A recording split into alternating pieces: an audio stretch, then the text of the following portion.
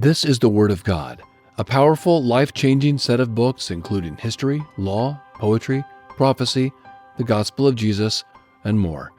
In only about 15 minutes per day, you can read along and see and hear what God has done. Let's read. 1 Kings chapter 6. In the 480th year after the children of Israel had come out of the land of Egypt, in the 4th year of Solomon's reign over Israel, in the month of Ziv, which is the second month, he began to build the Lord's house. The house which King Solomon built for the Lord had a length of 60 cubits, and its width 20, and its height 30 cubits. The porch in front of the temple of the house had a length of 20 cubits, which was along the width of the house. 10 cubits was its width in front of the house. He made windows of fixed lattice work for the house. Against the wall of the house he built floors all around, against the walls of the house all around, both of the temple and of the inner sanctuary, and he made side rooms all around. The lowest floor was 5 cubits wide, and the middle was 6 cubits wide, and the third was 7 cubits wide. For on the outside he made offsets in the wall of the house all around, that the beams should not be inserted into the walls of the house. The house, when it was under construction, was built of stone prepared at the quarry, and no hammer or axe or any tool of iron was heard in the house while it was under construction. The door for the middle side rooms was in the right side of the house. They went up by winding stairs into the middle floor, and out of the middle into the third. So he built the house and finished it, and he covered the house with beams and planks of cedar. He built the floors all along the house, each 5 cubits high, and they rested on the house with timbers of cedar.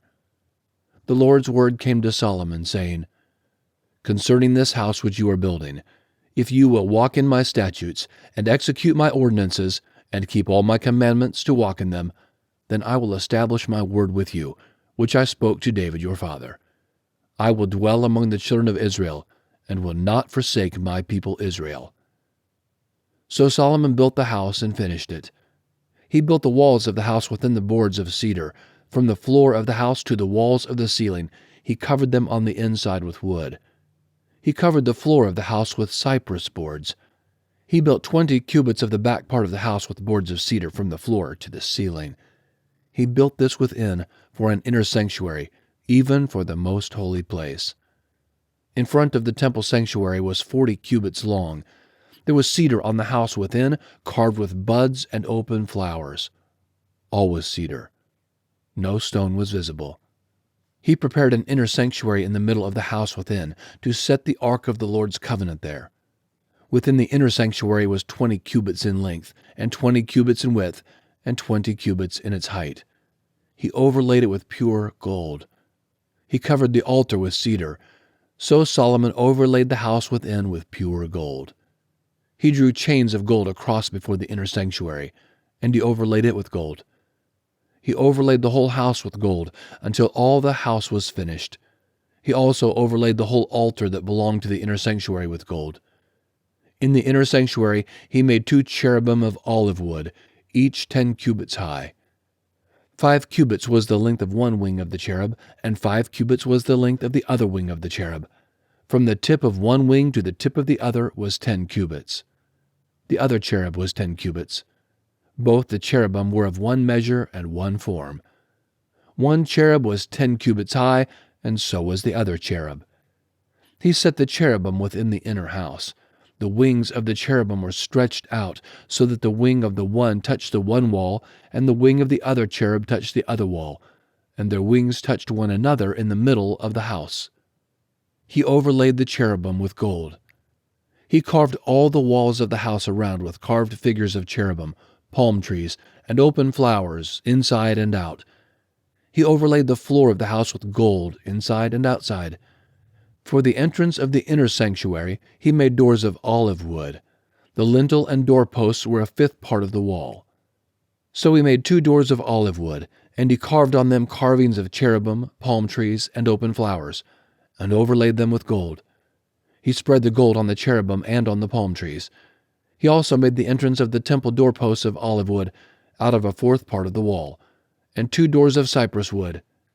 The 2 leaves of the one door were folding, and the 2 leaves of the other door were folding. He carved cherubim, palm trees, and open flowers, and he overlaid them with gold fitted on the engraved work. He built the inner court with 3 courses of cut stone and a course of cedar beams. The foundation of the Lord's house was laid in the 4th year, in the month Ziv. In the 11th year, in the month of Bul, which is the 8th month, the house was finished throughout all its parts and according to all its specifications. So he spent 7 years building it. 1 Kings chapter 7. Solomon was building his own house 13 years, and he finished all his house. For he built the house of the forest of Lebanon. Its length was 100 cubits, its width 50 cubits, and its height 30 cubits, on 4 rows of cedar pillars with cedar beams on the pillars. It was covered with cedar above over the 45 beams that were on the pillars, 15 in a row.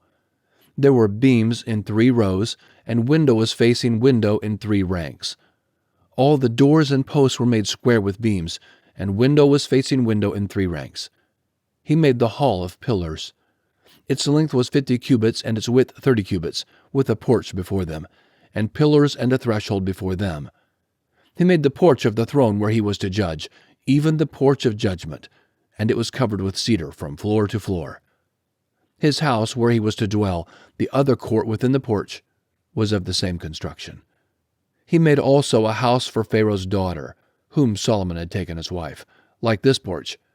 All these were of costly stones, even of stone cut according to measure, sawed with saws, inside and out, even from the foundation to the coping, and so on the outside to the great court. The foundation was of costly stones, even great stones, stones of 10 cubits and stones of 8 cubits. Above were costly stones, even cut stone, according to measure, and cedar wood. The great court around had 3 courses of cut stone with a course of cedar beams, like the inner court of the Lord's house and the porch of the house. King Solomon sent and brought Hiram out of Tyre. He was the son of a widow of the tribe of Naphtali, and his father was a man of Tyre, a worker in bronze, and he was filled with wisdom and understanding and skill to work all works in bronze. He came to King Solomon and performed all his work. For he fashioned the 2 pillars of bronze, 18 cubits high apiece, and a line of 12 cubits encircled either of them. He made 2 capitals of molten bronze to set on top of the pillars. The height of the one capital was 5 cubits, and the height of the other capital was 5 cubits. There were nets of checkerwork and wreaths of chainwork for the capitals which were on the top of the pillars, 7 for the one capital, and 7 for the other capital. So he made the pillars, and there were 2 rows of pomegranates around the one network, to cover the capitals that were on the top of the pillars, and he did so for the other capital. The capitals that were on top of the pillars in the porch were of lily work, 4 cubits. There were capitals above also on the 2 pillars, close by the belly which was beside the network. There were 200 pomegranates in rows around the other capital. He set up the pillars at the porch of the temple. He set up the right pillar and called its name Jachin, and he set up the left pillar and called its name Boaz. On the tops of the pillars was lily work. So the work of the pillars was finished. He made the molten sea 10 cubits from brim to brim, round in shape. Its height was 5 cubits, and a line of 30 cubits encircled it. Under its brim around there were buds which encircled it for 10 cubits, encircling the sea. The buds were in 2 rows, cast when it was cast. It stood on 12 oxen, 3 looking toward the north, and 3 looking toward the west, and 3 looking toward the south, and 3 looking toward the east. And the sea was set on them above, and all their hindquarters were inward. It was a hand-width thick. Its brim was worked like the brim of a cup, like the flower of a lily. It held 2,000 baths. He made the 10 bases of bronze. The length of one base was 4 cubits, 4 cubits its width, and 3 cubits its height. The work of the bases was like this. They had panels, and there were panels between the ledges, and on the panels that were between the ledges were lions, oxen, and cherubim. And on the ledges there was a pedestal above, and beneath the lions and oxen were wreaths of hanging work. Every base had 4 bronze wheels and axles of bronze, and its 4 feet had supports. The supports were cast beneath the basin, with wreaths at the side of each. Its opening within the capital and above was a cubit. Its opening was round like the work of a pedestal, a cubit and a half, and also on its opening were engravings, and their panels were square, not round. The 4 wheels were underneath the panels, and the axles of the wheels were in the base. The height of a wheel was a cubit and a half a cubit. The work of the wheels was like the work of a chariot wheel. Their axles, their rims, their spokes, and their hubs were all of cast metal. There were 4 supports at the 4 corners of each base. Its supports were of the base itself. In the top of the base there was a round band half a cubit high, and on the top of the base its supports and its panels were the same. On the plates of its supports and on its panels he engraved cherubim, lions, and palm trees, each in its base, with wreaths all around. He made the 10 bases in this way. All of them had 1 casting, 1 measure, and 1 form. He made 10 basins of bronze. 1 basin contained 40 baths.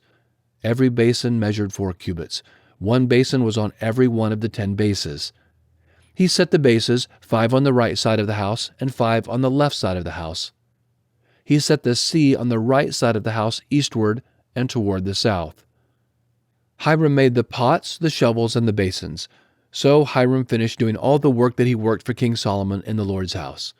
The 2 pillars, the 2 bowls of the capitals that were on the top of the pillars, the 2 networks to cover the 2 bowls of the capitals that were on the top of the pillars, the 400 pomegranates for the 2 networks, 2 rows of pomegranates for each network to cover the 2 bowls of the capitals that were on the pillars, the 10 bases, the 10 basins on the bases, the 1 sea, the 12 oxen under the sea, the pots, the shovels, and the basins.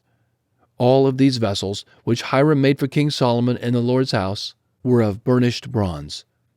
The king cast them in the plain of the Jordan, in the clay ground between Succoth and Zarethan.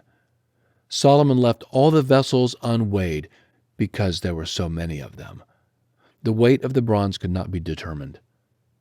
Solomon made all the vessels that were in the Lord's house, the golden altar and the table that the showbread was on, of gold, and the lampstands, 5 on the right side and 5 on the left, in front of the inner sanctuary, of pure gold, and the flowers, the lamps, and the tongs, of gold, the cups, the snuffers, the basins, the spoons, and the firepans, of pure gold, and the hinges, both for the doors of the inner house, the most holy place, and for the doors of the house of the temple, of gold. Thus all the work that King Solomon did in the Lord's house was finished. Solomon brought in the things which David his father had dedicated, the silver, the gold, and the vessels, and put them in the treasuries of the Lord's house.